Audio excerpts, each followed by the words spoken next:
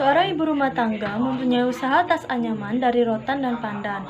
Produksi tasnya ini dijual hingga ke luar negeri. Satu tas anyaman rotan yang dijualnya mendapatkan keuntungan 30 dolar. Dan satu tas anyaman pandan mendapat keuntungan 40 dolar. Namun usahanya ini terkendala waktu pembuatan. Untuk satu buah tas anyaman rotan membutuhkan waktu 3 jam dan 2 jam untuk menghias. Sedangkan satu buah tas anyaman pandan membutuhkan waktu 4 jam untuk menganyam dan 2 jam untuk menghias. Waktu yang tersedia per minggunya untuk menganyam tas dan menghias tas adalah 120 jam dan 40 jam. Berapa sebaiknya jumlah tas anyaman rotan dan pandan yang harus diproduksi agar mendapat keuntungan maksimum?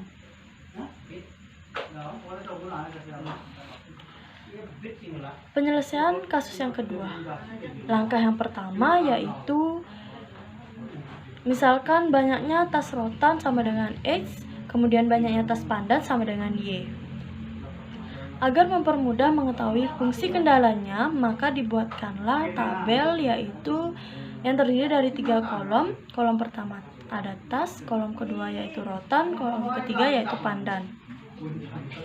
Dalam soal dijelaskan bahwa dalam pembuatan tas rotan, S memerlukan waktu 3 jam dan Y memerlukan waktu 4 jam. Kemudian maksimum waktu yang digunakan untuk pembuatan tas rotan dalam per minggunya yaitu 120 jam. Pembuatan tas pandan, X memerlukan 2 jam dan Y memerlukan waktu 2 jam.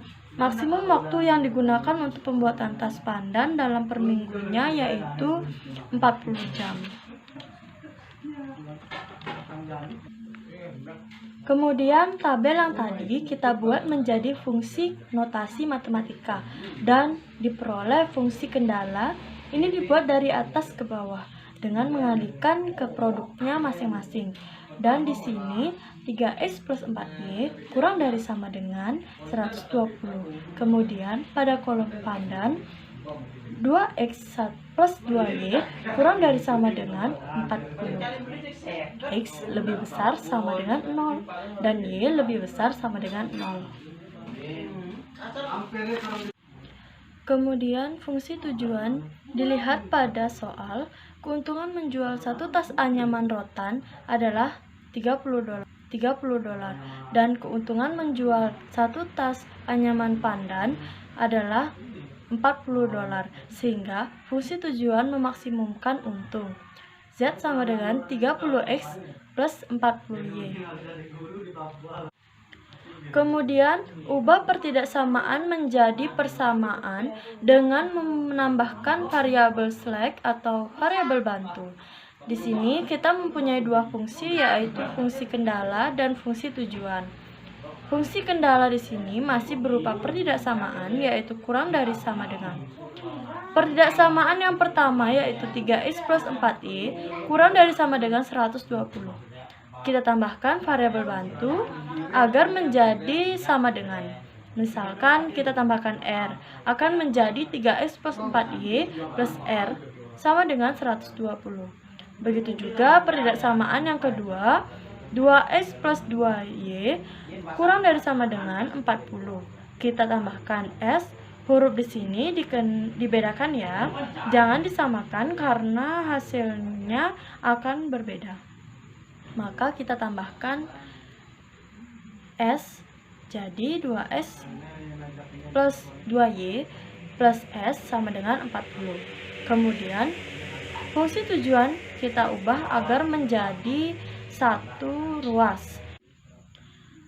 Satu ruas di kiri, ruas kanannya sama dengan 0, sehingga 30X plus 40Y kita pindahkan ke ruas kiri menjadi min 30X min 40Y plus Z sama dengan 0. Baik, langkah kedua yaitu membentuk suatu tabel matriks atau tabel pembantu, di mana tabel ini didapatkan dari hasil menambahkan variabel slack atau variabel pembantu. Dalam baris X ini terdapat angka 3, 2, dan min 30. Baris Y terdapat angka 4, 2, dan min 40. Baris R terdapat 1, 0, dan 0.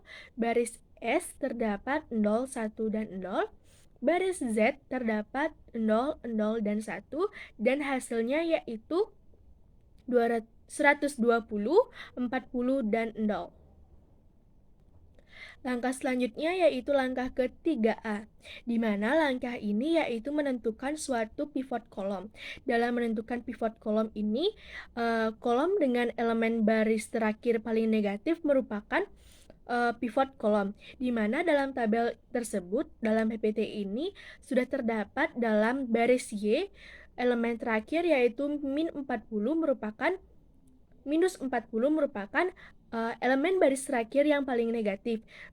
Bisa disimpulkan bahwa minus 40 ini adalah pivot kolom dari kolom tersebut.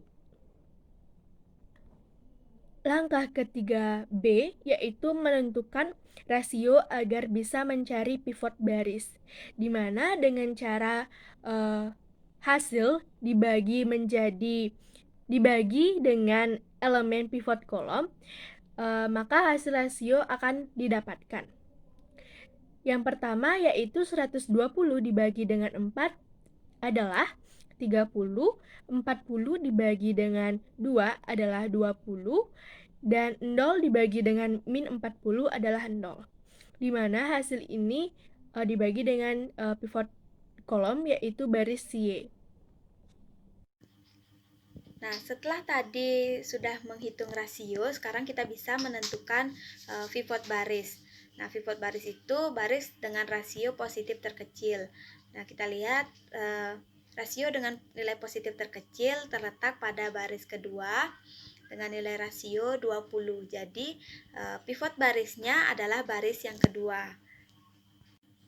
Nah, setelah tadi sudah menentukan pivot baris, langkah selanjutnya adalah menentukan pivot elemen, yaitu perpotongan dari pivot baris dan pivot kolom.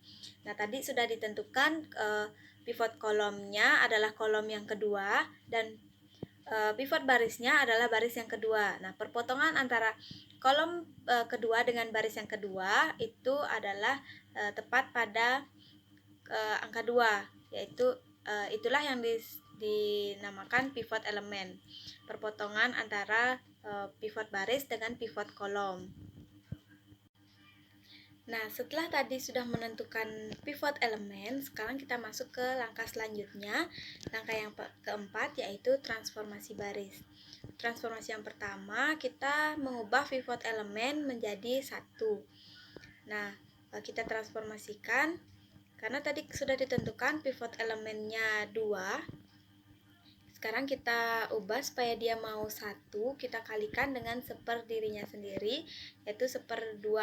Jadi R2 transformasi 1/2 dikali R2. Nah, setengah dikali 2 itu 1, setengah dikali 2 itu 1, 0 dikali setengah itu 0, setengah dikali 1 setengah, 0 dikali setengah 0, dan 40 dikali setengah 20.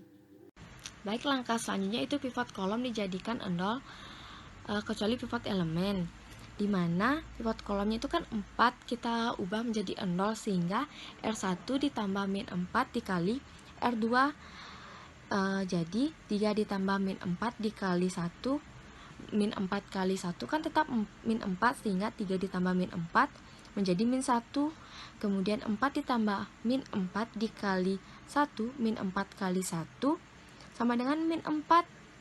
4 tambah min 4 hasilnya 0. Kita tulis 0. Kemudian 1 ditambah min 4 dikali 0, min 4 kali 0 kan 0. 1 tambah 0 kita tulis 1. Kemudian 0 ditambah min 4 dikali 1/2, min 4 dikali 1/2 kan min 2. 0 tambah min 2 sama dengan min 2, kita tulis min 2. Kemudian 0 ditambah min 4 dikali 0, min 4 kali 0 kan 0, 0 tambah 0, 0. Kemudian 120 ditambah min 4 dikali 20 min 4 kali 20 kan min 80. 120 ditambah 8 min 80 menjadi 40.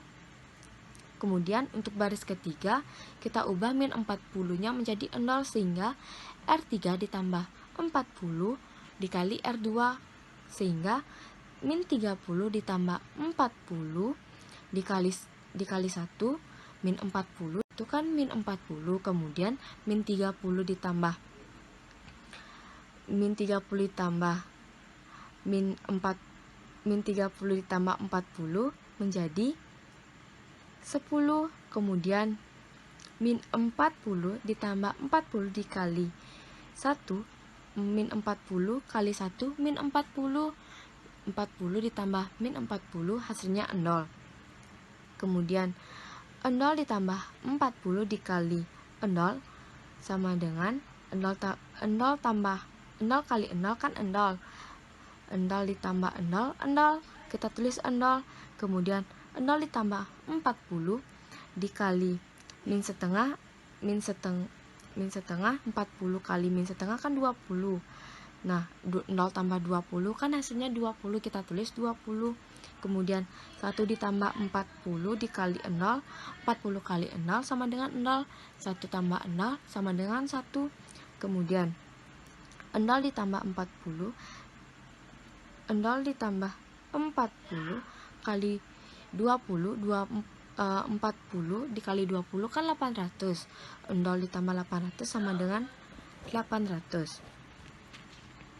Baik, setelah nilai baris terakhirnya semuanya positif, kita mendapatkan kesimpulan sehingga X sama dengan, kita lihat di sini ada angka X-nya min 1 karena X-nya itu tidak ada, sehingga Y-nya atau banyaknya tas pandan yang harus diproduksi yaitu 20, dan Z keuntungan maksimum yaitu kita lihat di sini ada 800, berarti keuntungan maksimumnya itu $800. Kemudian R atau sisa jam pembuatan yaitu 40 jam. Baik, sekian dari kelompok kami ucapkan terima kasih. Jangan lupa like, comment, and subscribe. Sampai jumpa di video selanjutnya. Terima kasih.